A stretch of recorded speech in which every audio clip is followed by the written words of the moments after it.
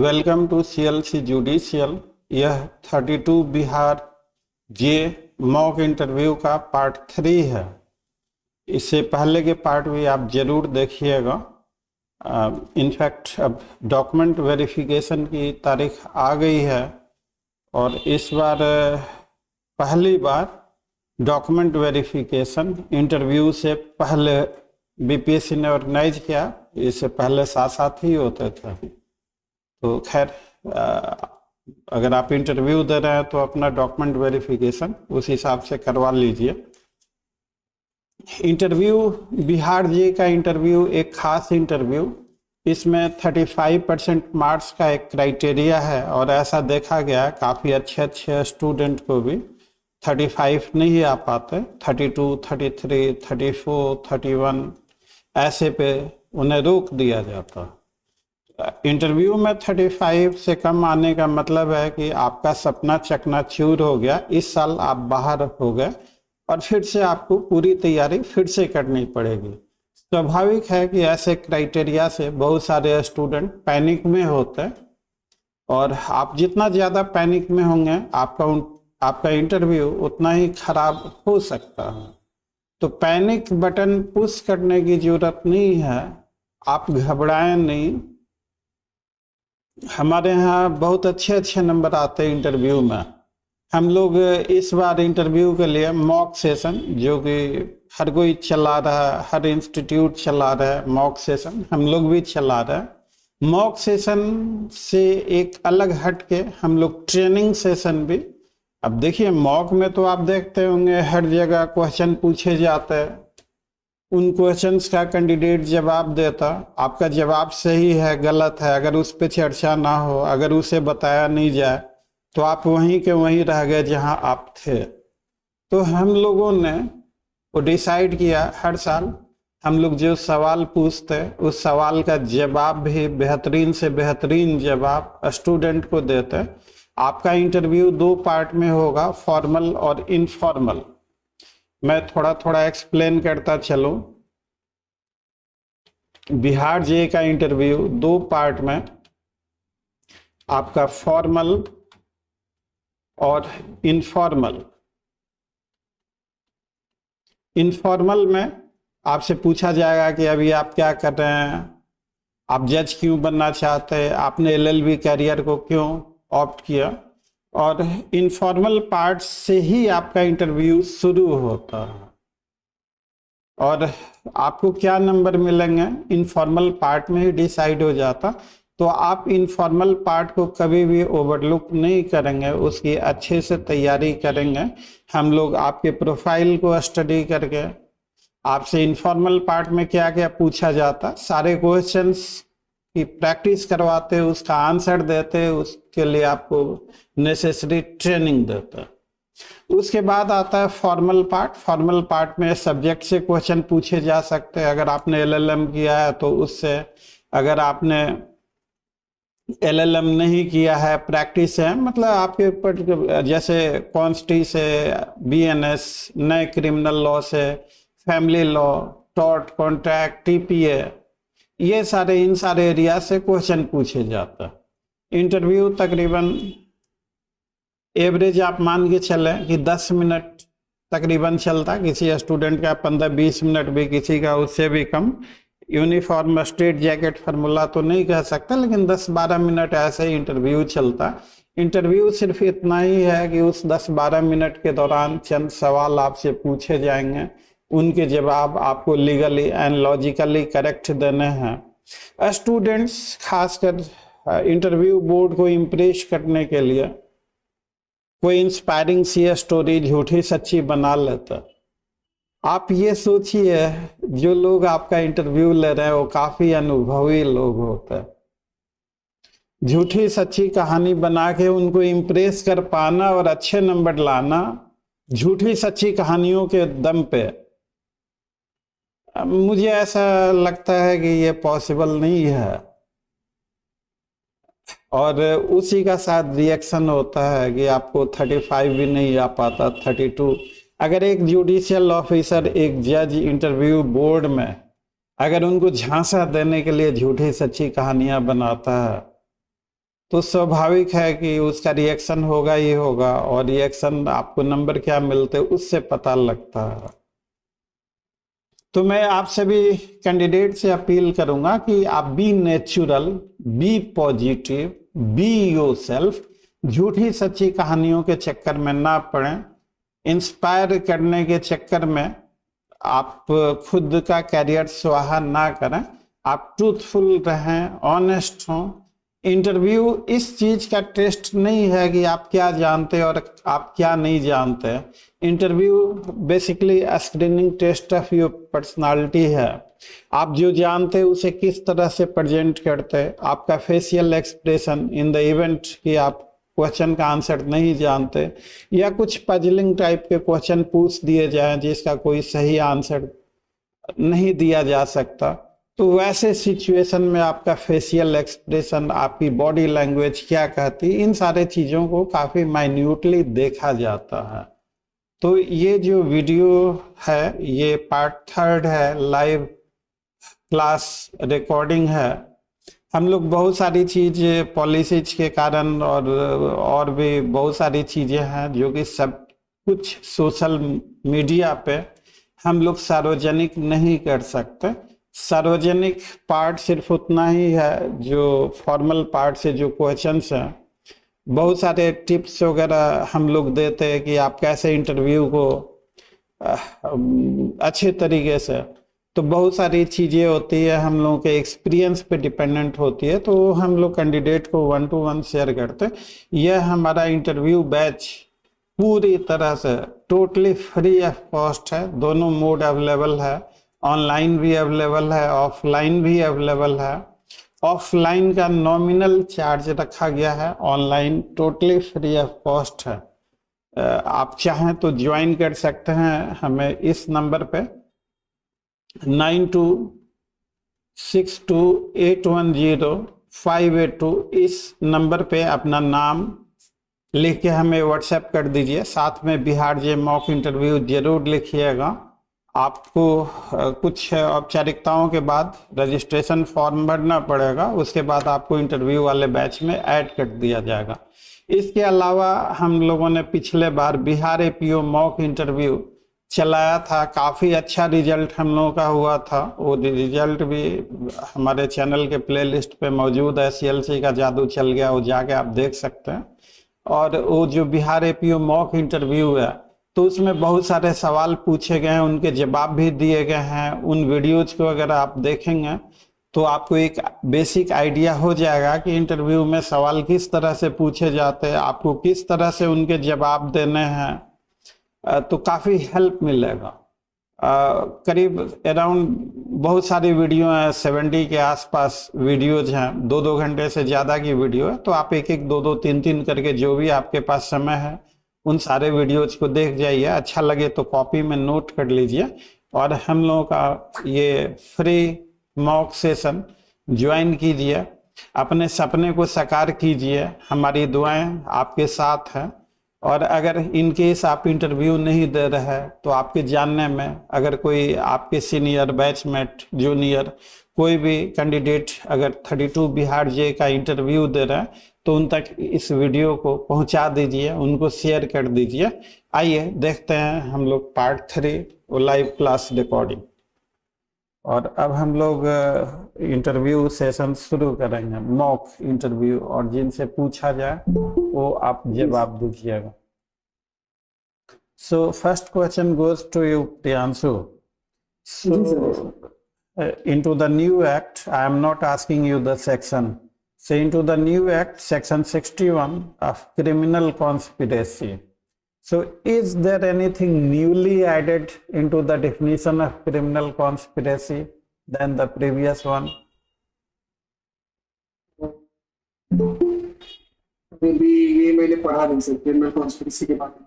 अच्छा, इंटरव्यू वाले कोई भी स्टूडेंट जो ये बताएं कि जो क्रिमिनल कॉन्स्पिरेसी का जो डेफिनेशन है वो नए वाले डेफिनेशन में कुछ ऐड किया गया है या बिल्कुल नया वाला भी डेफिनेशन पुराने ऐसा ही है?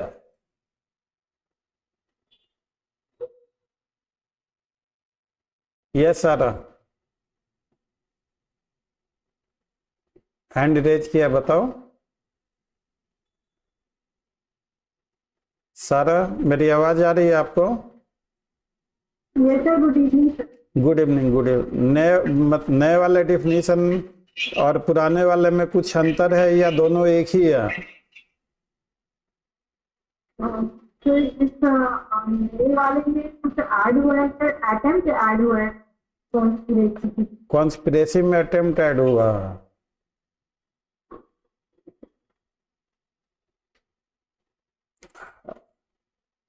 एनी ऑफ यू, आप में से कोई भी जवाब दे इसका। नए वाले में कुछ ऐड हुआ है क्रिमिनल कॉन्स्पिरेसी के डिफिनीशन में?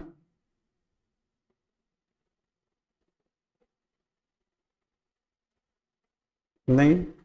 कॉमन ऑब्जेक्ट को ऐड किया गया है। पहले ये जो सब था कॉमन ऑब्जेक्ट, ये नहीं था क्रिमिनल कॉन्स्पिरेसी के डिफिनीशन में। और ये जो कॉन्स्पिरेसी में एग्रीमेंट होना चाहिए बिटवीन टू और मोर कंस्पिरेटर, and this agreement must be in terms of the common object. And what would be the common object? Only the two things, either illegal act or an act which is not illegal by illegal means. हम लोग इस पे करेंगे। अब हम लोगों के interview में ऐसा नहीं है कि एक तरफा हम क्वेश्चन पूछते जा रहे हैं, आपको जवाब आए ना आए हम एक तरफा क्वेश्चन पूछते जाएं, ऐसा हमारे यहाँ सीएलसी में नहीं होता। हम सवाल भी पूछते हैं और उसका जवाब भी बताते हैं। मॉक का कोई मतलब नहीं है अगर एक तरफा सवाल पूछा जाए और अगर उसका जवाब अगर आप नहीं दे पा रहे तो जवाब भी बताना बहुत जरूरी है, तभी जाके मॉक फ्रूटफुल हो पाएगा। तो ये आपको कहा गया था आज सेक्शन 1 से लेकर 62 बीएनएस तक। तो क्रिमिनल कॉन्स्पिरेसी में ये जो दो शब्द ऐड कर दिए गए कॉमन ऑब्जेक्ट, इनसे कुछ चेंजेज या सारी चीजें वही हैं। इनका क्या सिग्निफिकेंस होगा इन दो चीजों को ऐड करने से?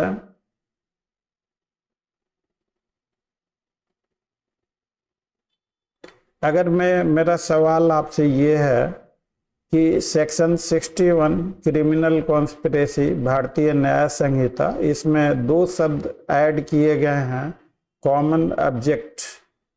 तो ये कॉमन ऑब्जेक्ट, ये जो दो शब्द ऐड किए गए, तो जो आईपीसी में क्रिमिनल कॉन्स्पिरेसी का डेफिनेशन था और जो अब फिलहाल बीएनएस में क्रिमिनल कॉन्स्पिरेसी का डेफिनेशन है, क्या बीएनएस का डेफिनेशन थोड़ा वाइडर हो गया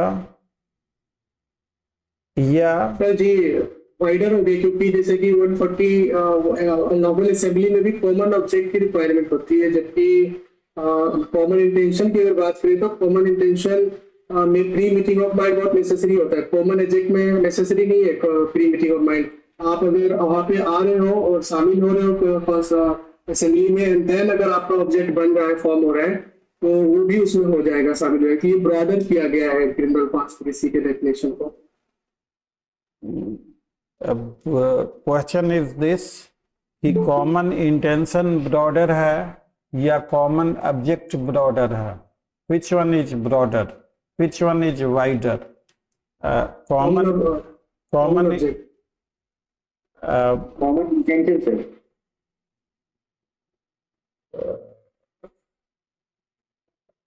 अब वोटिंग तो नहीं होगी, रीजनिंग दोनों आदमी को रीजनिंग देना है कि common object just one by one, just one by, मैं नाम बोलूंगा वन बाय वन।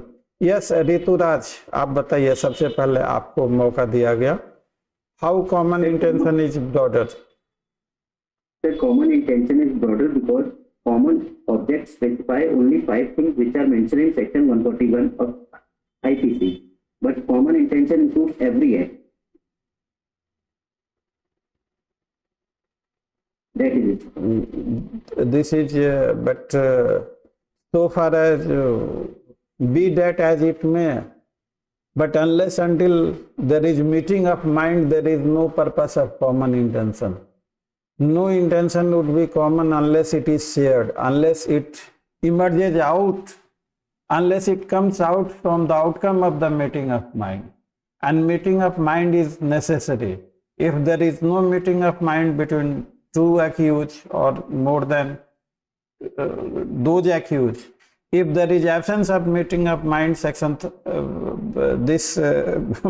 मेरे मुंह से जबरदस्ती का वो निकल रहा है, सेक्शन 34, तो ये 3(5) है, 3(5) ही है कॉमन इंटेंशन का।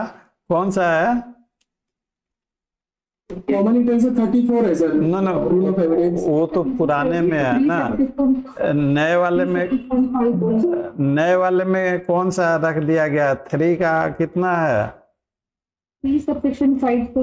हाँ 3(5), वही तो मैं भी कह रहा हूँ, 3(5). यस,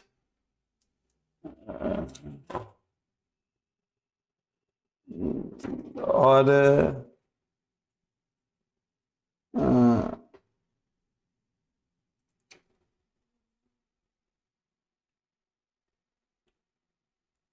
तो ऋतुराज, कॉमन इंटेंशन के लिए जो सबसे बड़ी कंडीशन है कि there has to be meeting of mind, और मीटिंग ऑफ माइंड नहीं है तो कॉमन इंटेंशन इन्वोक नहीं किया जा सकता। तो into that sense common object के लिए मीटिंग ऑफ माइंड की जरूरत नहीं है। You must have knowledge and mere membership of the unlawful assembly is sufficient. You need not do any specific act or overt act or whatever the act. Simply, if you are member of that unlawful assembly, that is sufficient.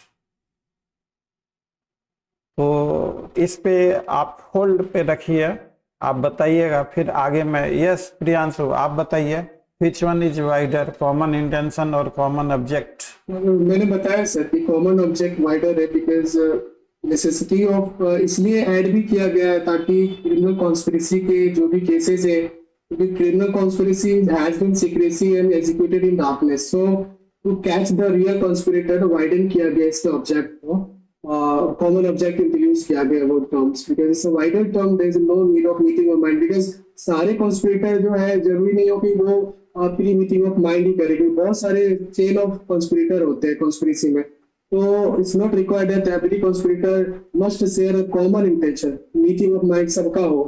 तो अगर common object अब डाल देने से ये होगा कि even if just he is participating after forming the conspiracy, he will be held liable under that common object. So it's a very wider term as compared to the common intention.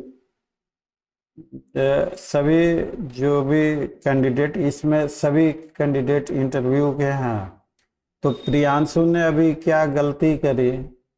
Question was कि common intention और common object में wider कौन सा है? As a law student अच्छा है, law student नहीं बोलेगा तो कौन बोलेगा? बहुत बढ़िया है, लॉ स्टूडेंट वोकल नहीं होगा, बहुत अच्छा लॉ स्टूडेंट अगर डायनेमिक नहीं है। लेकिन Priyanshu, I again remind you, you are going to face interview, थोड़े दिनों के लिए बस उतना ही बोलना है जितना आवश्यकता है। सर मैं मॉक चल रही है ना, ये बोलिए, मुझे लगा क्लास है सर। सो फालतू का, आप लोग भी सारे बच्चे लोग, फालतू का एक शब्द नहीं बोलना है आपको। अगर इंटरव्यू बोर्ड में अगर आप ऐसे बोलने लगेंगे तो उससे बोर्ड मेंबर क्या बहुत खुश होंगे या क्या होंगे मुझे नहीं पता, भावना क्या होंगे। अगर आप इंटरव्यू रूम में अगर बोलोगे इस तरीके से तो बोर्ड में just guess it, definitely sir खुश नहीं होंगे। खुश होंगे? नहीं सर, नहीं क्या होंगे बताइए। Point to point sir, point to point ही आंसर करना होगा। ये इरिटेट हो जाएंगे सर, फेल कर देंगे। काउंटर क्वेश्चन ज्यादा होने लगेगा। आप सारे स्टूडेंट मेरे कहने से एक सादे पेपर पे लिखिए। आज टीचर्स डे है और मेरा आदेश आप लोग सभी लोग लिखिए कि इंटरव्यू के दौरान फालतू का एक शब्द नहीं बोलना है। अगर आप फालतू का एक शब्द भी बोलेंगे इट रिजल्ट्स इनटू इरिटेशन। अब मान लीजिए कि if a man is irritated, जिस समय वो इरिटेट होता है उस समय उसका मेंटल कंडीशन कैसा है, माइंड, हर आदमी का मेंटल कंडीशन होता है। मैं अभी हंस रहा हूं, थोड़ी देर पहले अभी किसी गार्जियन को मैंने काफी उनसे हॉट डिस्कशन किसी मुद्दे पे हो गई थी हमारे। अभी मैं हंस रहा हूँ, थोड़ी देर में पता लगेगा। किसी दिन मैं क्लास में हंस रहा हूँ, पता है कि पहले से ही मेरा मूड ऑफ है। तो ये जो माइंड जो है ना, तो और ये कहने की बातें हैं कि भाई इंसान है, इमोशंस तो होगा ही होगा। तो आप उनसे अच्छे मूड, आप अपनी तैयारी करके जाएं। आपको कुछ भी वहां पे फालतू का एक शब्द नहीं बोलना है। आप सोचे कि यार कहीं वो अच्छे हमारी चीजों को, तो यहाँ पे एक शब्द भी फालतू का नहीं बोलना है। To the point, specific. जितना आप एक्यूरेट रहेंगे उतना ही। तो अब मैं जो आपसे सवाल पूछूंगा उन सवालों को सुनना है और उन सवालों को जवाब देना है सही से। तो नाउ दिस इज कंक्लूडेड कि common object is more wider than common intention. क्यों कि कॉमन इंटेंशन में मीटिंग ऑफ माइंड की जरूरत है, एक कंडीशन हो गई। Unless until there is meeting of mind, till then there can be no common intention. Meeting of mind is condition precedent, that is also known as prior consent, previous meeting of mind। और कई तमाम अनेक तरीकों से उसे हम लोग पढ़ते हैं, जानते हैं। And this is common intention is conditional and condition is meeting of mind, and that common object that is totally unconditional, there is no condition at all into the common object। तो इसको बस इतना ही, और उसमें बाकी तो चीज आपने पढ़ा ही हुआ है। जो अब नेक्स्ट क्वेश्चन की ये जो कॉमन ऑब्जेक्ट लगाया गया, तो criminal conspiracy and abetment, what is the difference? पहले conspiracy was part of the abetment. Previously there was no chapter, there was no section dealing with criminal conspiracy. Conspiracy was the part of abatement. From the case of Queen versus Leitrim, the definition given into that case, Queen versus Leitrim, that definition has been adopted into the definition of criminal conspiracy। और तो मैं आपसे ये जानना चाहता हूं कि what is difference between criminal conspiracy and abetment.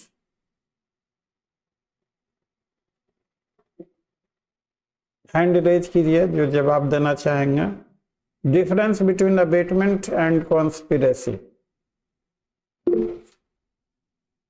Yes Pramod बताइए।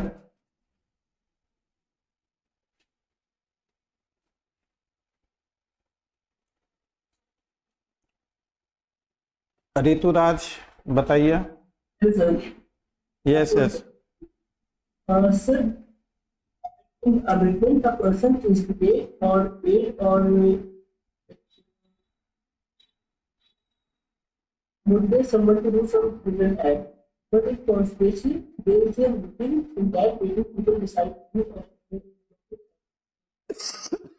other objects। Yes, Rituraj। Sir, in abatement, some overt act is required, but in criminal conspiracy of an offence, no overt act is required। overt act किसे कहते हैं? What is Let some act, What is meaning of overt act? That some act is done after the making of such criminal conspiracy. Overt का मतलब क्या हुआ? I believe active. Law student को dictionary हमेशा अपने पास रखना चाहिए। मैं रखता हूँ, आज भी रखता हूँ मैं। मतलब एक लॉ स्टूडेंट को, सुनने में थोड़ा अजीब सा लगेगा, लेकिन एक लॉ स्टूडेंट को हमेशा अपने साथ डिक्शनरी रखना चाहिए। आप में से कोई भी स्टूडेंट ओवर्ट एक्ट किसे कहते हैं? कई बार आपने पढ़ा है, लिखा भी है एग्जाम में। चलिए आज उसी पे बात करते हैं। What is the meaning of overt act? In pursuance of that conspiracy, Explanatory act. और Open act. Yes, so open and express act which manifests the intention of the accused. देखिए आपने सही बताया, लेकिन जरूरत से ज़्यादा उसको इलार्ज करने से फिर मीनिंग, ये लॉ है, कॉमा फुल स्टॉप भी मायने रखता है। आपने जो कहा कि ओपन एक्ट, विच क्या कहा था आपने? आपने जो कहा था वो मेरे माइंड से निकल गया। विच मैनिफेस्ट इंटेंशन, शायद कुछ ऐसा ही कहा था आपने। Yes, sir. हाँ, विच मैनिफेस्ट इंटेंशन। तो वर्ड एक्ट से समटाइम्स इंटेंशन में भी एक्सप्लिसिट, समटाइम्स इंटेंशन में नॉट बी एक्सप्लिसिट। तो सबसे सेफ वे है कि आप जितना कम बोलेंगे, शॉर्ट बोलेंगे, एरर के चांसेस उतना ही कम होंगे। Overt act, simple express act, open act. Covert means hidden, overt means open. तो अब जैसे अब शब्दों का मीनिंग अगर आप समझ गए तो भी एरर के चांस कम होंगे। अब जैसे आप में से किसी ने भी कहा कि कंस्पिरेसी जो ओवर्ट एक्ट, तो कॉन्स्पिरेसी क्या ओपन एक्ट है? Is conspiracy overt act? No, sir. Conspiracy is itself a substantive offense. No overt act required. देखिए हम लोग थोड़ा सा, please be with me. Bihar J का इंटरव्यू उसे एक सारे इंटरव्यू से ये अलग है। हालांकि जो 35 वाला क्राइटेरिया है, I never support that 35 criteria, but at the same time I must ensure to explain to all my students कि अगर हम पेशेंट लिसनर हैं तो, और ये अगर एटीट्यूड हमारा झलका तो हमें अच्छे नंबर आ सकते हैं। अब एक टॉपिक चल रहा है ओवर्ट एक्ट, तो हम लोग पहले ओवर्ट एक्ट को फिनिश कर लें, कंक्लूड कर लें, फिर उसके बाद सब्सटैंटिव ऑफेंस है कि नहीं है। सब्सटैंटिव ऑफेंस हम किसे कहते हैं, किसे नहीं कहते। सब्सटैंटिव ऑफेंस कहीं पे डिफाइन नहीं किया गया है, तो आखिर मीनिंग क्या होगा सब, तो वो सारी चीजें हम लोग करेंगे। तो क्वेश्चन जो यहाँ पे मेरा सवाल है, इंटरव्यू का सवाल, कि क्या कॉन्स्पिरेसी के लिए ओवर्ट एक्ट की जरूरत है या नहीं? No, sir. No, sir. No, sir. अब देखिए बिल्कुल सबका Criminal conspiracy itself is an offense. Except commission for an offense, sir, overt act required. क्या करें? Commission for the, sir offence करने के लिए ओवर्ट एक्ट रिक्वायर्ड नहीं है, बट अदर जो इलीगल एक्ट है उसके लिए रिक्वायर्ड। हाँ, अब कॉन्स्पिरेसी के लिए ओवर्ट एक्ट की जरूरत क्यों नहीं है? So because this is not an open act. इतनी आसानी से हम ना छोड़ेंगे आपको। अच्छा, आपने जवाब बिल्कुल सही दिया है कि कॉन्स्पिरेसी के लिए ओवर्ट एक्ट की जरूरत नहीं है। You all answer are good and correct. लेकिन जो सेकेंड क्वेश्चन है कि why overt act is not necessary. मैं बताऊं सर? यस। सर वैसे तो अगर मेंस रिया नहीं होती है, मेंस रिया सिर्फ मेंस रिया से नहीं होता है। कॉन्स्पिरेसी में मेंस रिया नहीं होता। नहीं, मेंस रिया सिर्फ मेंस रिया के रहने से ऑफेंस नहीं होता है। जनरल रूल है, सम एक्सेसरीज भी होनी जरूरी है। बट कॉन्स्पिरेसी में ऐसा इसलिए नहीं होता, एक्सेसरीज की नीड इसलिए नहीं होती क्योंकि वहाँ पे एग्रीमेंट जो टू पर्सन के बीच एग्रीमेंट होता है। तो ये नंबर्स जब हो जाते हैं तो सोसाइटी कंस्ट्रक्शन से और एक सोसाइटी ज्यादा होगा। ये जबरदस्ती का एक्सप्लेनेशन है और इस हम लोगों को जबरदस्ती का एक्सप्लेनेशन वहाँ नहीं देना है। अगर जबरदस्ती का एक्सप्लेनेशन देंगे तो हमारे खिलाफ जाने के चांस हो सकते हैं। यस वानी, आप कुछ कहना चाह रहे हैं? Sir, I think overt act is something which can be observed and it is not commission of a crime. And conspiracy is something before commission of crime. Or of course, accused will conspire not overtly like. आप पहले इतना easy देखिए, conspiracy openly और publicly hatch की जाती है कि secrecy में हैच की जाती है? Yes, secrecy में। तो सेक्रेसी में होगी तो ओवर्ट एक्ट कैसे हो जाएगा? Conspiracy is hatched into utmost secrecy. Yes, but the secrecy word was not coming into my mind. हाँ, एनीवे अब ये चलिए, जो नेक्स्ट है, जो हम लोगों का क्वेश्चन था कि डिफरेंस बिटवीन अबेटमेंट, तो अबेटमेंट से आ गया कि ओवर्ट एक्ट। अब चलिए, अबेटमेंट कितने तरीके से हो सकता है?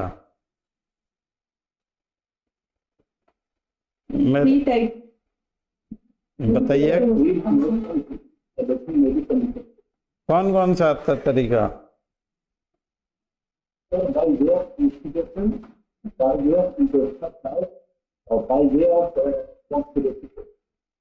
engaging into conspiracy. Sir, if you divide the question 120 chapter A into two parts, then it will be totally a larger question for public. Sir, if you study the question 120 chapter A, the policy is question 51 so then in the first part, mere agreement is sufficient हम लोग I got your point. हम लोग उस पे आएंगे। पहले abetment का question है, इस अबेटमेंट के क्वेश्चन के तुरंत बाद ये वाला हम आपका ले लेंगे कि mere agreement to commit an offense is sufficient and the offense of criminal conspiracy is committed and that is complete. You are absolutely correct. लेकिन बाकी और स्टूडेंट से इस पे मुझे सवाल भी पूछने और एक्सप्लेन भी। अभी हम लोग फिलहाल अबेटमेंट वाला खटला।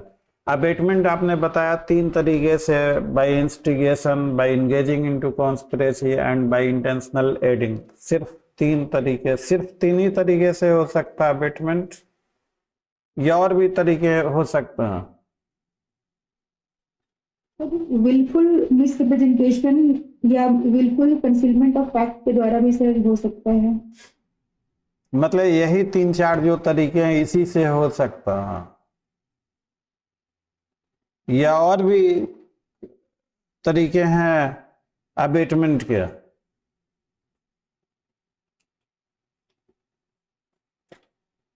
Sir, as far as your legal knowledge is concerned, sir, I think there would be 3 more only, sir.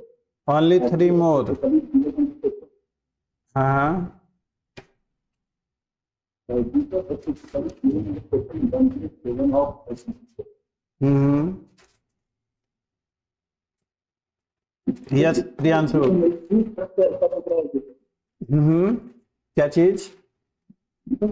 Structure organisation हो सकता है सर कि हम लाइक अगर इंटेंशनल एरिया में जाते हैं तो या हम कॉन्स्पिरेसी में जाते हैं या may be of by of investigation तो by of investigation may be commit by omission by may be commit by omission if I am not.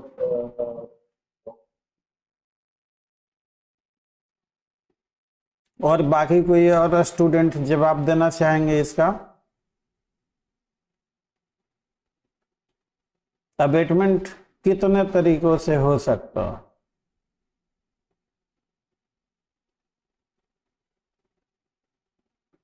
Priyanshu, Sarika, भावना, कोई भी, आप लोग सभी लोग इंटरव्यू वाले बच्चे ही हैं जी।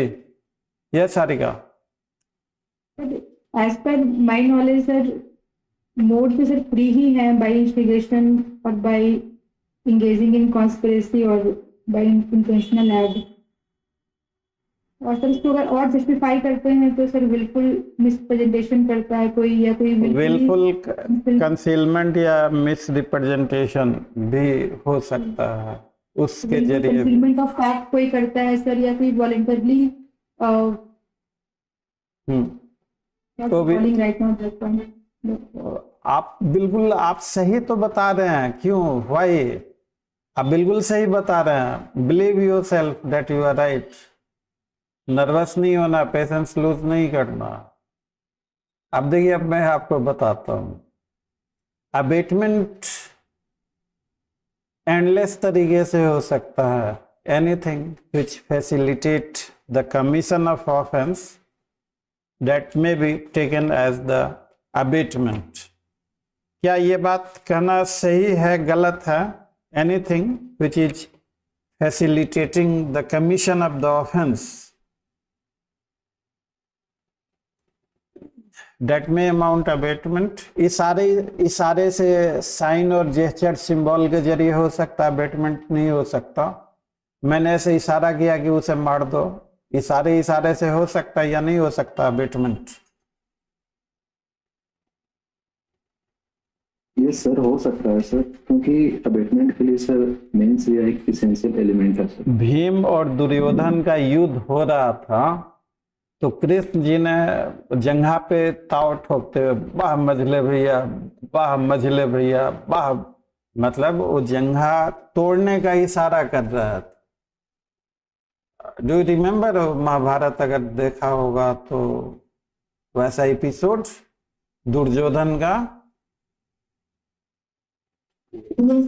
Yes sir. हाँ, तो हालांकि मैं जस्ट एकेडमिक पर्पज से, तो anything which facilitate the commission of the offence. और ये बात एक्सप्लेनेशन 2 में लिखी हुई है।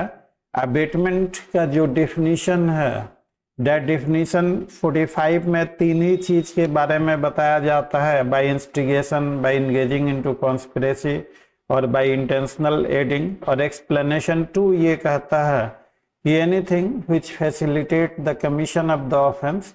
तो अगर साइन के जरिए भी, इशारों के जरिए भी, हाव भाव के भी जरिए भी किसी ने किसी को सीटी मार दिया, उसका कोड वर्ड है, इशारा कर दिया कि हाँ आ गया, चलो मार दो उसको, तो abetment can be committed by anything which may facilitate the commission of the offense। Abettor कौन से डिग्री का प्रिंसिपल ऑफ क्राइम होता?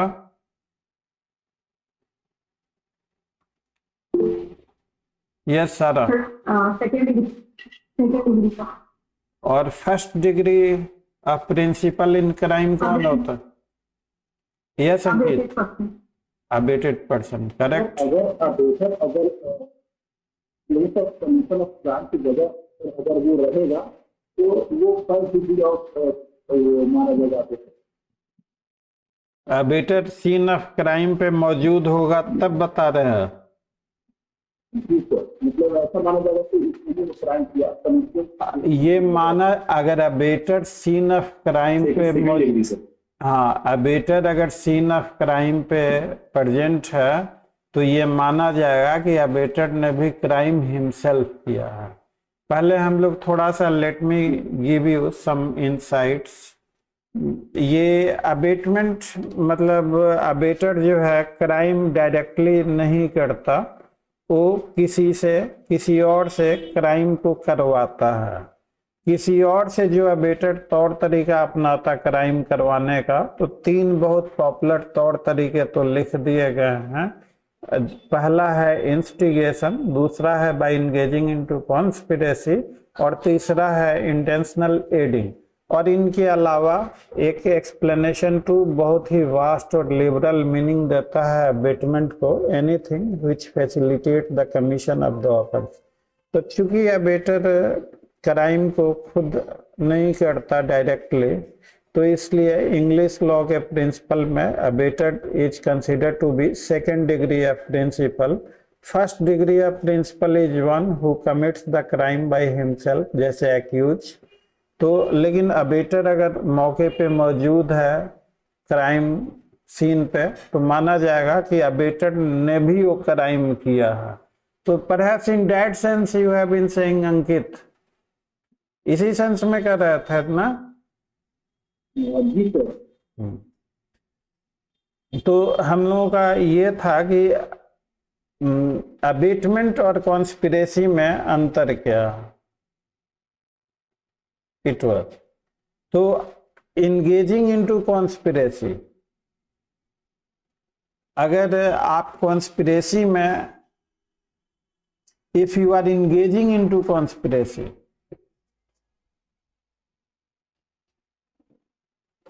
अब conspiracy was one of the species of abetment. क्या यह बात कहना ठीक है या नहीं? Conspiracy is one of the species of abetment previously prior to IPC 1913 से पहले। जी sir, under section 107। Yes, sir. Species both substantial. हाँ, it was one of the species of abatement। तो कॉन्स्पिरेसी में the gist of the offense is the illegal agreement between 2 or more person।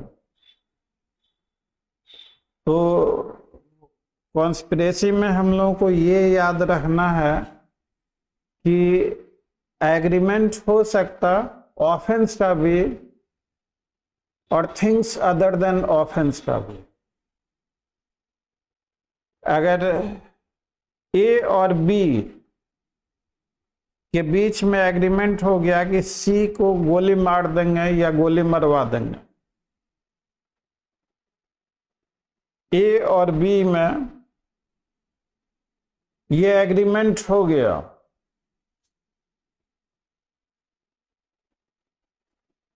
लेकिन ए और B ने सी को गोली मारने या मरवाने की दिशा में आगे कुछ उन्होंने नहीं किया, तो क्या ए और बी को क्रिमिनल कॉन्स्पिरेसी के लिए सजा दी जा सकती है या नहीं दी जा सकती?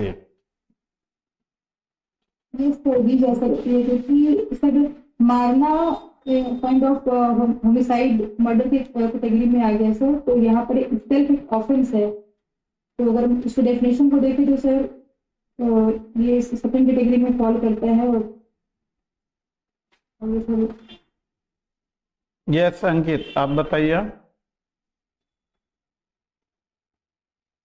तो अपनी यहाँ पर लीगल एग्रीमेंट सब्सिट्यूट है, बिकॉज़ इट इज यहाँ पर ओवर जिसके साथ अगर आपका रिक्वायरमेंट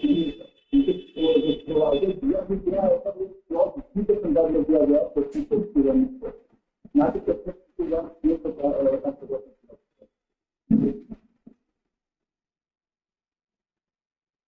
यस प्रियांशु, आप बताइए।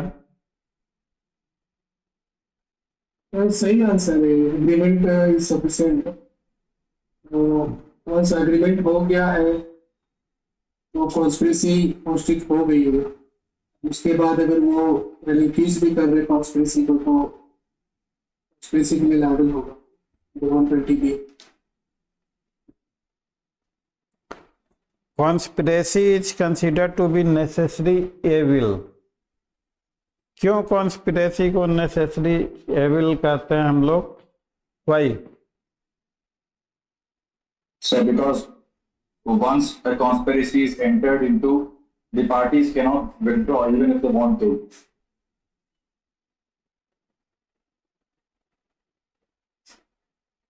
ये विशियस सर्किल है। Once you join into conspiracy, even if you are willing to withdraw, you cannot simply withdraw.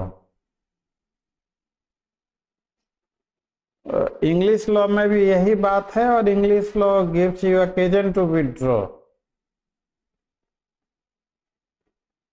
Is there any difference between Indian law and English law of conspiracy? Difference तो बहुत सारे हैं। तो what is the difference between Indian law of conspiracy and English law of conspiracy?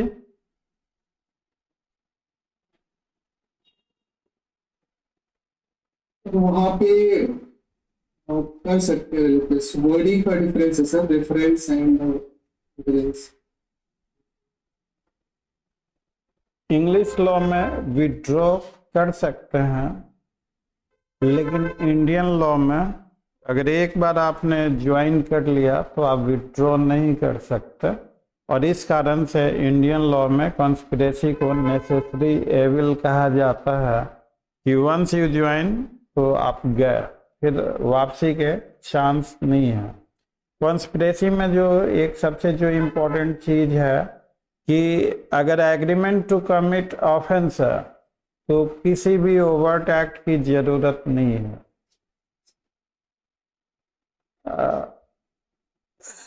लेकिन offence के अलावा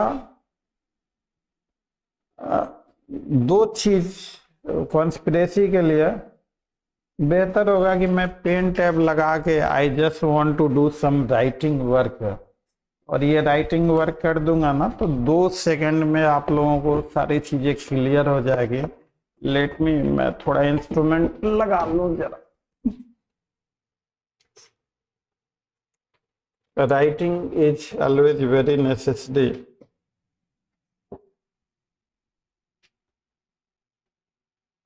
Yes, let me share the screen now.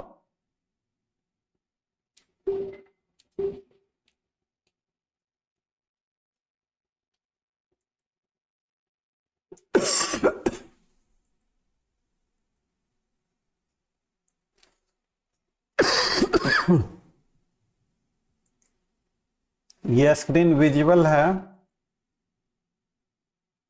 Screen visible है हमारी।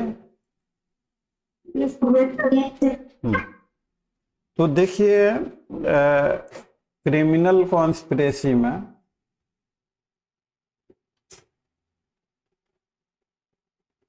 ये तो पहले एग्रीमेंट होना चाहिए। एग्रीमेंट किसी इलीगल एक्ट के लिए होना चाहिए पहला, या दूसरा an act which is not illegal by illegal means, जो सेकेंड पार्ट है। तो इलीगल एक्ट में 2 चीजें आती हैं, एक तो ऑफेंस हो गया और एक ऐसी चीज which furnishes ground for civil action.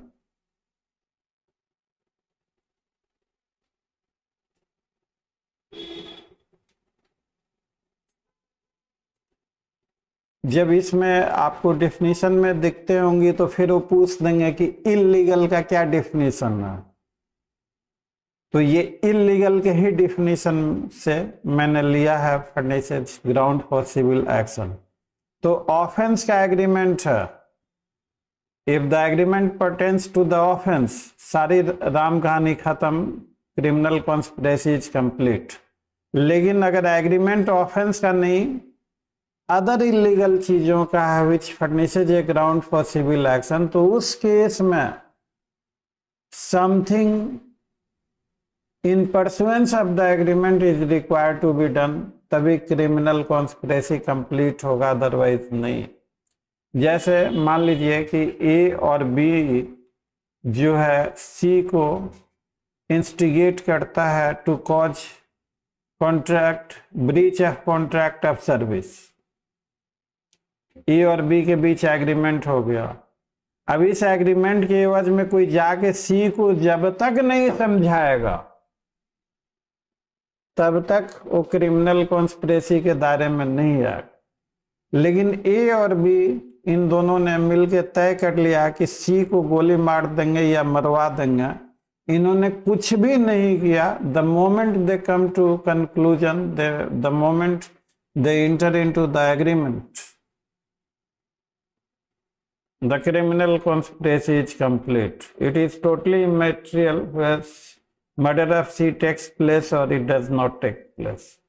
So this is so far about criminal conspiracy. ये आप समझे इसको या कोई डाउट है आपको? आप में से अगर किसी को कोई डाउट है तो जल्दी से पूछ लीजिए, रिवीजन हो जाएगा हमारे साथ आपका। No doubt?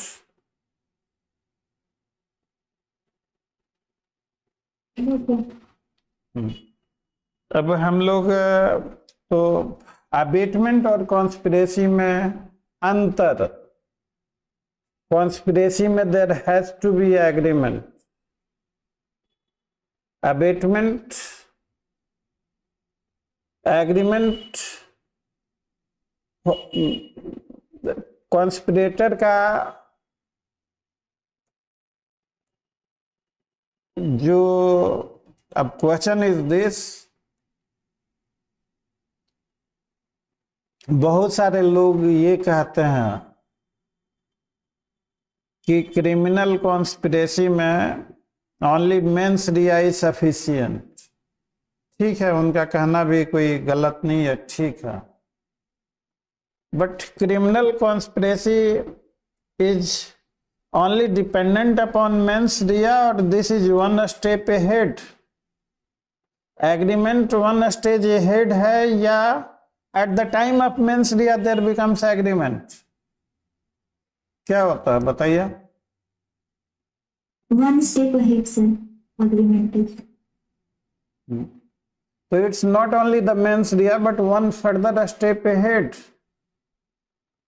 इंटेंशन होगा क्या? डू यू एग्री कि agreement is something more than intention? Yes sir.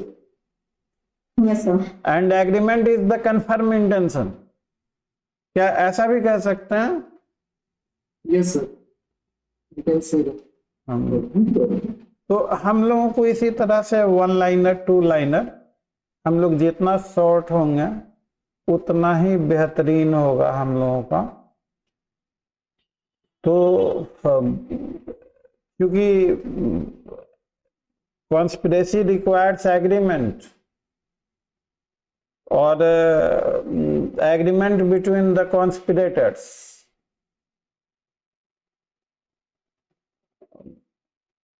और जैसे ही एक चीज, और हालांकि इंटरव्यू में ये काफी थोड़ा डीप लेवल का है, इतने डीप में क्वेश्चन नहीं होते इंटरव्यू में। अब कहा नहीं जा सकता, अब उनका मूड, अब उनका तेवर, और क्या ये कह पाना कि क्या होगा क्या, बड़ा डिफिकल्ट है। जस्ट अब चर्चा चल गई है तो थोड़ा सा हम लोग लेंगे, ज्यादा नहीं लेंगे यहाँ पर। अबेटर और अबेटेड पर्सन में कोई प्रायर कंसर्ट होता है या नहीं होता?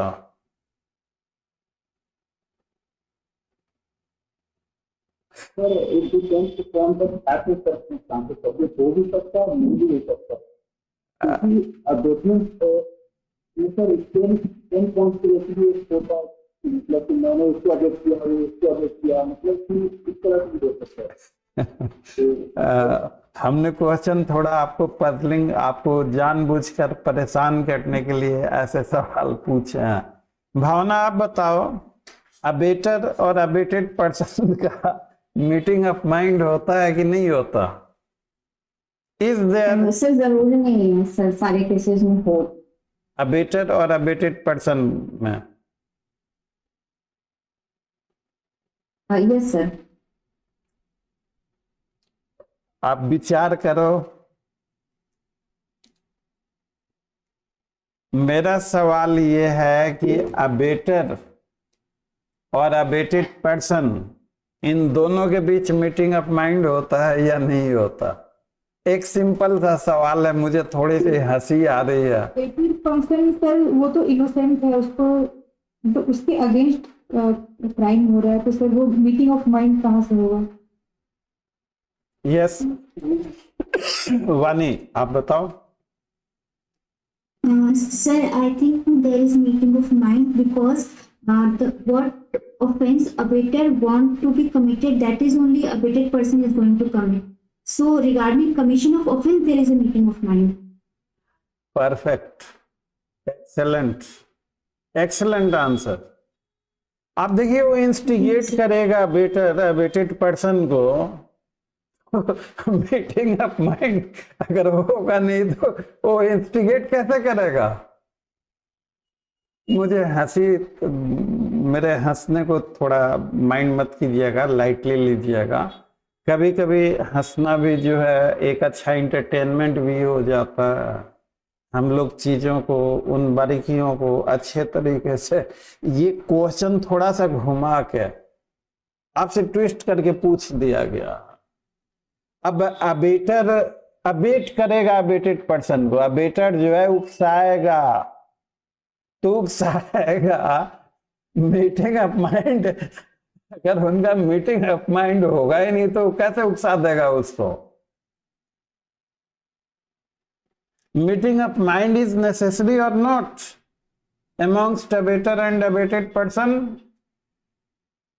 सर ये इस पे मैं कुछ बोलना चाहूंगा सर। हाँ, और एक मातादीन का केस है, मातादीन करके एक केस है सर, टाइटल उसका स्टार्टिंग टाइटल है, सुप्रीम कोर्ट का बहुत ही फेमस केस है। इसमें सर हुआ यूं था कि उसमें मीटिंग ऑफ माइंड जैसा आप बोल रहे हो ना, कॉमन मीटिंग ऑफ माइंड का मतलब हो गया कॉमन इंटेंशन। तो अगर 30 कॉमन इंटेंशन सर लगाए केस में ना, 34 नहीं लगा था सर, 34 लगा ही नहीं था।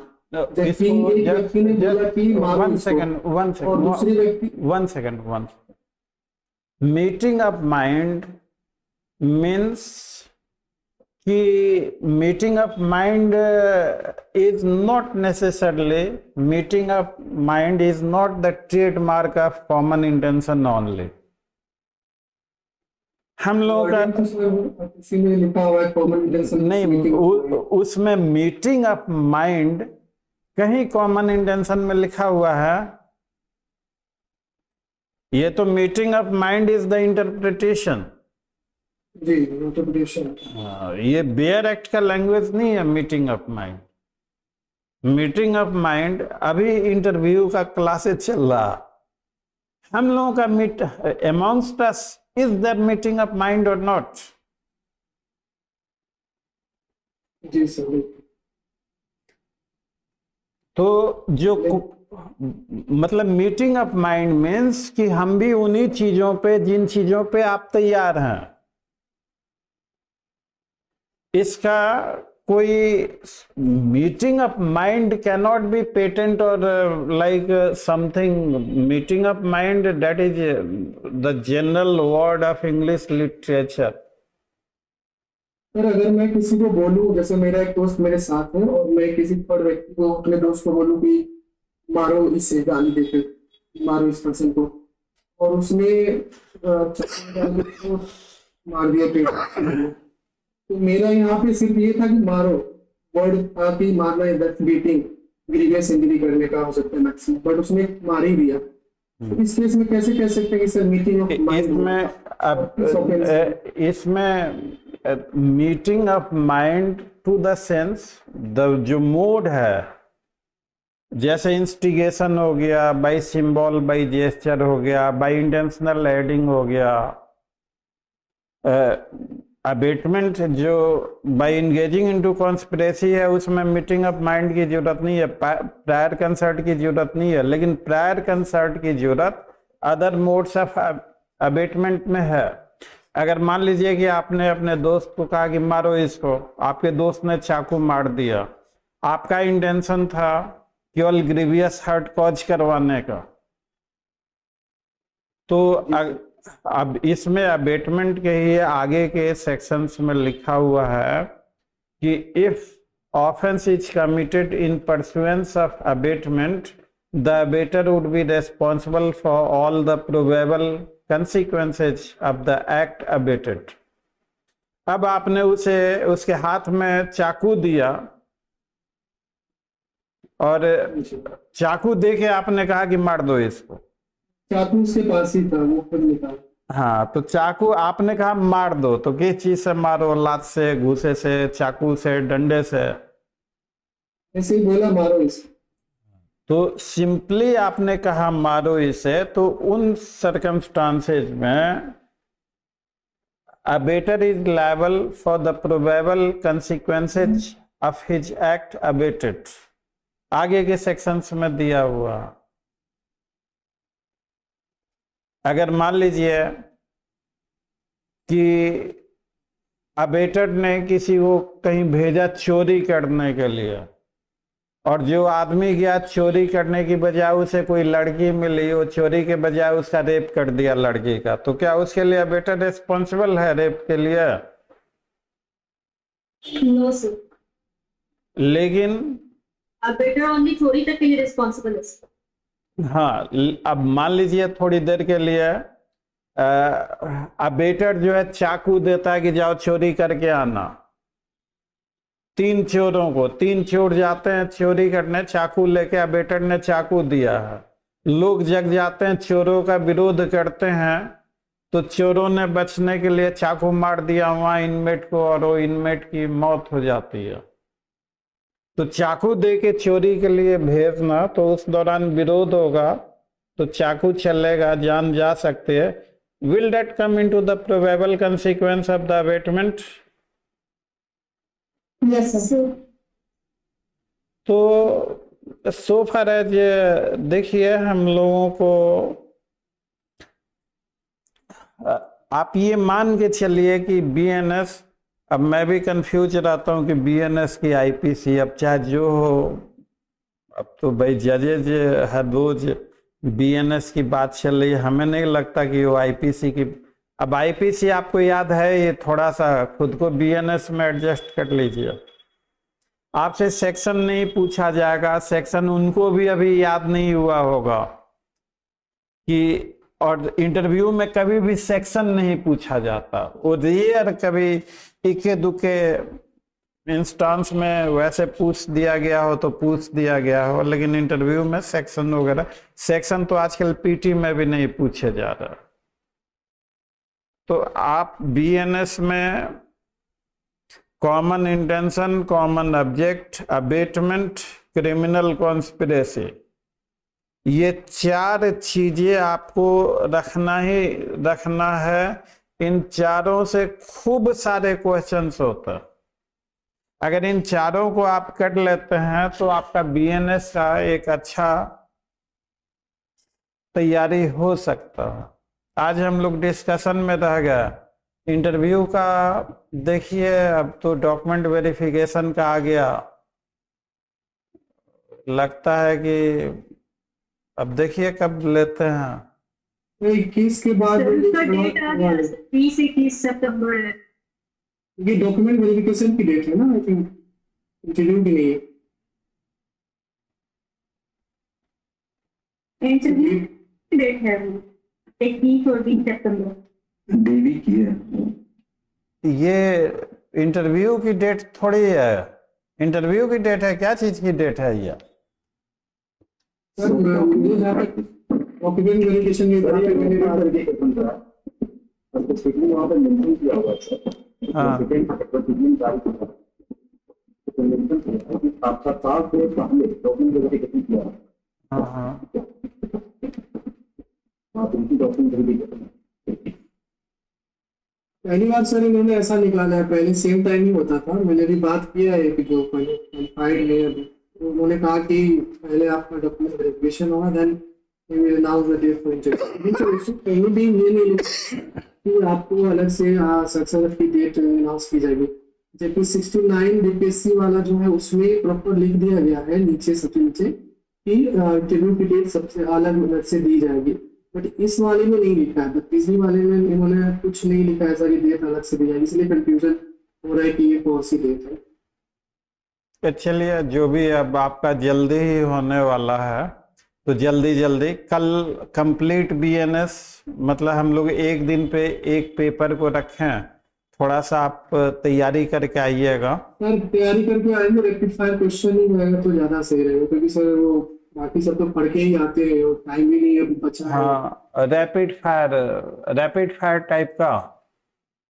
जी सर, मतलब कि एक्सप्लेनेशन आप कर देना, लाइक कि ठीक है, जैसे आप जो क्वेश्चन करोगे, जैसे लाइक मॉक इंटरव्यू जैसे आप करते हो, ईच एंड एवरी पर्सन से एक एक जो भी है ग्रुप में, वैसे करके सबसे क्वेश्चन वाइज आप प्रिपेयर कर लेना, आप क्वेश्चन प्रिपेयर कर लेना। तो क्योंकि सर मुझे लग रहा है कि दिस मंथ ही वो करवा लेंगे इंटरव्यू।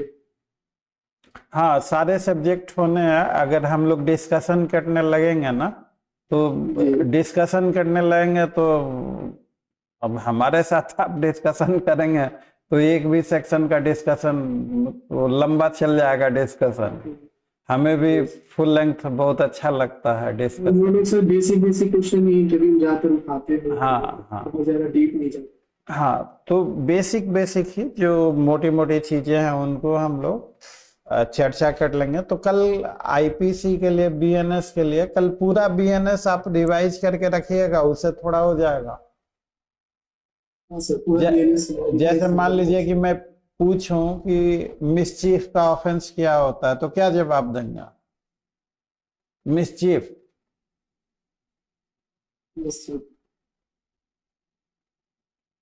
डेफिनेशन तो याद है। सर विंडो ऑफ व्यक्तिगत गारंटी अफेक्ट करती और इसका वैल्यू क्या अगर बिजनेस करती निश्चित कर रहा है, मेडिकल बैंक से यही यूज कर रहा है और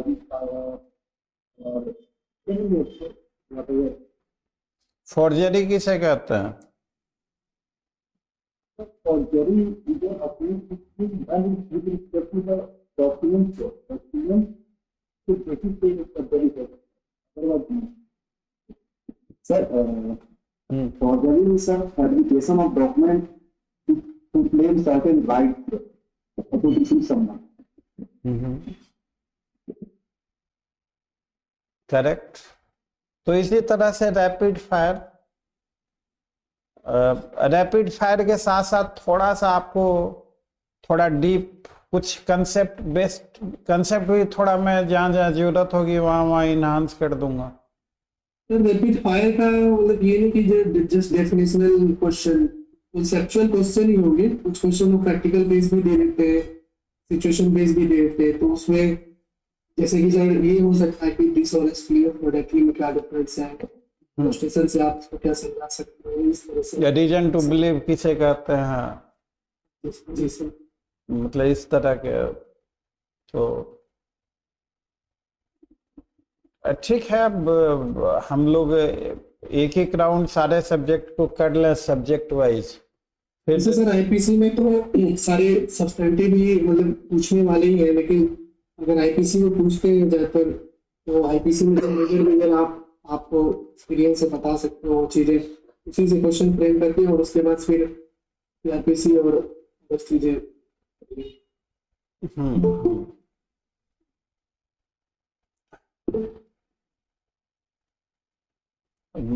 तो आईपीसी और लोगों से भी राय ले लीजिए सर, सिर्फ मेरे कहने से बाकी और लोगों से।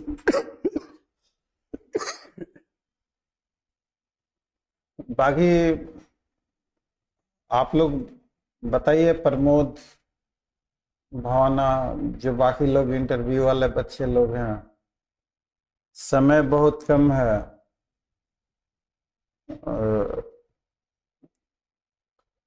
देखिए, जहां तक मैं समझता हूं, मैं एक चीज का बहुत ही मतलब शुरू से ही मैं विरोध करता रहा। मैं देखता हूं कि क्वेश्चन वन साइडेड पूछे जा रहे। अब जैसे मैंने भी आपसे क्वेश्चन पूछा, आप सही जवाब दे रहे हैं, गलत जवाब दे रहे हैं, उस पे कोई रिएक्शन नहीं है। अगर मान लीजिए कि मैंने आपसे सवाल पूछा और आपने गलत जवाब दिया और वो आपकी गलती अगर ठीक ना हो, तो फिर ऐसे मॉक सेशन का कोई फायदा, कोई औचित्य नहीं, बिल्कुल हो सकता। तो मैं ऐसे देखता हूं कि एक तरफा सवाल पूछे जा रहे हैं। क्या मॉक हो गया, मॉक हो गया, मॉक हो गया, एक तरफा सवाल पूछ कर। अगर मैंने आपसे कोई सवाल पूछा और आपने गलत जवाब दिया, जैसे ओवर्ट एक्ट, जैसे जो चर्चा हो रही थी, तो हमने आपको बताया भी, पढ़ाया भी, उसका जवाब भी दिया। अगर मैं एक तरफा सवाल पूछता जाऊं, आप गलत जवाब दे रही है कहीं, वहां पे मैं रिएक्ट ना करूं, तो ऐसे मौका, आई डोंट अंडरस्टैंड कि ऐसे मौका, this is simply total wastage of the time. अगर कैंडिडेट का जवाब गलत है और एज ए टीचर उस जवाब को मैं सही ना करूं, तो I would be failing somewhere into my duty. अब टाइम जो लगना है लगे, लेकिन अगर मान लीजिए कि आपका जवाब गलत है, तो उसी गलती के साथ आप जाके इंटरव्यू दीजिएगा या उस गलती को सुधारिएगा। आप बताइए क्या करना चाहिए मुझे? बिल्कुल सर, उसको जानना जरूरी होगा, क्योंकि सेम क्वेश्चन अगर फिर रिपीटिंग आ गया तो फिर वही बोल के आएंगे गलत वाला। हाँ, तो मैं अक्सर इसीलिए, मेरे को कभी कभी बच्चे लोग कहते भी हैं कि सर आपका इंटरव्यू अलग ही होता, जवाब कोई चेक नहीं करता, रैपिड फायर क्वेश्चन होते, एक तरफा क्वेश्चन होता, आप तो डिस्कस भी करते हो, आप पढ़ाने लग जाते हो इंटरव्यू में। कोई बच्चा मुझे कहता है कि सर आपका अंदाज ही अलग होता है, कोई पढ़ाता नहीं है इंटरव्यू में, वो केवल सवाल पूछते हैं। तो अब मैं क्या बोलूं? मैं उनको कहता हूं कि भैया चलो, आपको जहां अच्छा लगता है वहां आप देख लो। जहां तक मैं समझता हूं कि अगर आपको इंटरव्यू देना है और अगर आपका जवाब अगर सही है तो ठीक है, चलिए मैं नहीं बोलूंगा, लेकिन अगर आपका जवाब गलत है तो क्या मैं उसे चेक नहीं करूंगा? मॉक का जो होता है वो एक अलग ही रूपरेखा होती है। मॉक अगर आप ले रहे हो तो वो एक अलग ही उसको तरीके से किया जाता है, जहाँ पे आप नहीं, अगर मॉक में अगर आप गलत जवाब दे रहे हो तो गलती ठीक होगी या नहीं होगी? बिल्कुल सर, फीडबैक लास्ट में जहाँ जाते, जैसे अगर 15 मिनट्स का मॉक अगर पर्सनली बाय, अगर आप ऑफलाइन ले रहे हो या फिर ऑनलाइन ही अगर सिंगल इंडिविजुअल का ले रहे हो, ग्रुप में तो मॉक हो नहीं सकता। यहाँ पे तो क्वेश्चन ही पूछे जा सकते हैं और ऑब्वियसली यहाँ पे नहीं, मैं स्टूडेंट को बताता हूँ कि जो भी गलतियां होती है ना, और कभी कभी सवाल का जवाब नहीं दे पाते तो मैं जवाब भी देता हूँ। और ये ग्रुप में जो रहा ना, आपको 1 to 1 भी दिया जाएगा, वो सारी चीजें दी जाएंगी, और साथ में आपके पास भी बहुत सारे क्वेश्चंस होंगे। ये सर अगर क्लास सेशन है तो इसमें कोई फिर क्लास लेने में 1 घंटे में उसमें कोई प्रॉब्लम नहीं है। तो सही रहेगा कि अगर आप एक्सप्लेन कर रहे हो कॉन्सेप्ट में, उस चीज को डेप्थ में हम जान रहे हो, क्योंकि एक चीज से बहुत सारे क्वेश्चन बन जाते हैं। सिर्फ एक कॉन्स्पिरेसी से अभी अबेटमेंट से बहुत सारे क्वेश्चन फ्रेम हो जाते हैं। अगर ये क्लास सेशन है तो फिर इसको मॉक क्लास इसे मॉक कम क्लास भी रख सकते हैं, 1 to 1 सेशन दिया जाएगा। मेरे कहने का ये मतलब है ना कि कोई भी चीज वन साइडेड नहीं होना चाहिए। अगर आप ठीक तरीके से बोल रहे हैं तो ठीक है, बहुत बढ़िया, लेकिन अगर मान लीजिए कि कहीं आपके बोलने में दिक्कत है, आपका आंसर गलत है, तो वो आंसर ठीक भी होना चाहिए। अगर आप गलत बोल रहे हैं और वो ठीक नहीं हो तो फिर आपका समय बर्बाद होगा, और ऐसे सेशन से फिर आपको कोई फायदा नहीं होगा। मेरा बस इतना ही कहना है कि अगर आपका जवाब सही है तो वेल एंड गुड, और अगर जवाब आपका सही नहीं है तो गलतियां क्या है वो पॉइंट आउट जरूर होना चाहिए। क्या सभी लोग एग्री करते हैं इस पे? Yes sir. हाँ डेफिनेटली सर, सब फीडबैक जरूरी है सर। तो चलिए, आज का तो अब समय हो गया। कल पूरा आप बीएनएस रिवाइज करके रखिएगा, उसके बाद हम लोग एक दिन कॉन्स्टी कर लेंगे। कल के लिए बीएनएस है और जल्दी जल्दी हम लोग करेंगे। और रैपिड फायर भी 1 to 1 भी आपको दिया जाएगा, ऑनलाइन भी दिया जा सकता है, ऑफलाइन भी दिया जा सकता है, जैसी आपकी इच्छा हो। ऑफलाइन के लिए तो आपको पटना आना पड़ेगा। आई होप एंड बिलीव कि online is more than sufficient. अगर मैं तो वैसा, सर वैसे भी आना ही है, 21 तारीख को तो आना ही पड़ेगा। मैं तो हाँ दिल्ली में हूँ। हाँ, मतलब मेरी तरफ से I am always, I can leave no stone unturned for your betterment. Sir एक कंक्लूजन सर, अगर 21 को डॉक्यूमेंट वेरिफिकेशन, ये जैसे मेरा 21 में पढ़ना है, तो फिर मैं बैक टू दिल्ली आऊंगा, फिर जाऊंगा, इंटरव्यू डेट निकालेंगे, उसके बीच गैप नहीं पता चला कि तो वेरिफिकेशन के बाद कितने दिन बाद ये इंटरव्यू शेड्यूल जारी कर देंगे। फिर सर वहाँ आना, फिर दिल्ली बैक आना, ये सब क्लैरिटी तो सब कमीशन से पूछ के ही पता चलेगा। हाँ देखिए, एक आध दिन में सारी चीजें क्लियर हो जाएंगे। बहुत सारे बच्चे बाहर है, हम्म, तो जाना ही पड़ेगा 21 को। तो मैंने बहुत पहले जो आप YouTube पे ही वीडियो कुछ डाले थे मेंस और इंटरव्यू सीरीज में, तो मैंने बोला था कि रिजल्ट आपका तैयार है, बस अनाउंस होने वाला 32 बिहार का, और तुरंत आ गया रिजल्ट आपका। तो मतलब जस्ट एक कोइंसिडेंस है कि हमने कहा कि इतने दिन हो गए, रिजल्ट आने वाला और आ गया। मतलब इसका ये मतलब नहीं है कि हमें कोई स्पेशल इंफॉर्मेशन, हमें कोई भी किसी भी तरह की स्पेशल इंफॉर्मेशन नहीं होती है हमारे पास। जो आपके पास इंफॉर्मेशन है उतना ही हमारे पास भी होता। सर एक डाउट है सर, क्या इन लोगों के पास हमारे मार्क्स होते हैं मेंस के जो इंजीनियर होते हैं? देखिए, वैसे तो नियमता तो नहीं होना चाहिए। नियमता इसलिए नहीं होना चाहिए, मान लीजिए कि कोई बीएचयू से है और उसे बीएचयू के कैंडिडेट मिल गया, तो वैसे नियमता तो इंटरव्यू में पर्सनल प्रोफाइल और इन चीज़ों से कोई क्वेश्चन नहीं होना चाहिए। आरटीआई लगा सकते हैं क्या इसके? वो जवाब ही नहीं देंगे उसका, या दे भी देंगे तो सही। RTI is not the solution of each and everything. Sir एक जो प्रीवियस मैंने देखा था 31st सेमेस्टर में 521 मार्क्स लाया था एक कैंडिडेट ने, विधि तिवारी कुछ ऐसे करते हैं, तो उसे 27 मार्क्स देके फेल कर दिए गए। वो टॉपर है, 521 मार्क्स मेंस में थे उनके, तो उनकी मेंस की मार्क्स उनके पास होता, तो मुझे लगता है कि 521 नंबर देखने के बाद उसको 27 दिया, फेल कर दिया। 521 मार्क्स आना मेंस में, लाइक तो इंटरव्यू और मेंस मिला के आते। अब देखिए, अब ये तो रूल गलत है ही। अब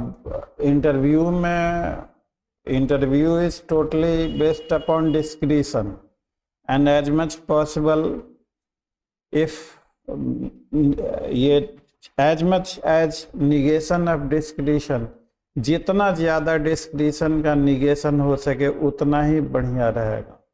अब इंटरव्यू में क्या सवाल पूछे, आपने क्या जवाब दिए, आपको उस पर क्या नंबर मिले, ऑल दैट इज डिस्क्रिशन। कोई उसमें ट्रांसपेरेंसी नहीं, बस उनका मूड है, लकी ड्रॉ है। और इसलिए नियमतः पर्सनल प्रोफाइल से क्वेश्चन नहीं होना चाहिए। नियमतः मेंस के मार्क्स उनको पता नहीं होने चाहिए, लेकिन मैं अपने तजुर्बे से ये बताऊंगा कि उनको सब पता रहता है, सारी डिटेल्स उनके पास। हालांकि हो सकता है मेरा तजुर्बा गलत हो, लेकिन मैं अपने एक्सपीरियंस से ये कह सकता हूँ, बहुत सारे हर साल पता न कितने सैकड़ों बच्चे लोगों से बात होती है हमारी, कई मोड पे इंटरेक्शन होता। एंड व्हाट आई गेस कि उनके पास सब कुछ होता। ये मेरा गेस है, मैं दावे के साथ नहीं कुछ कह सकता। उन्हें सब पता होता।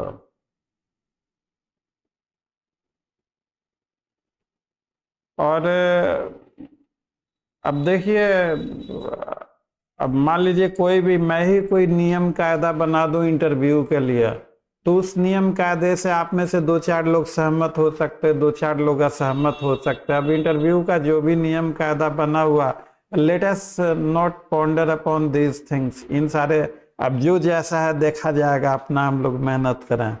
क्या कर्मण्येवाधिकारस्तु मा फलेषु कदाचन माँ कर्म फल हेतु भूर्माते संगुस्तो कर्मणि। कहीं गलत तो नहीं बोल दिया? संस्कृत वगैरह हमें उतना आता नहीं है। क्या?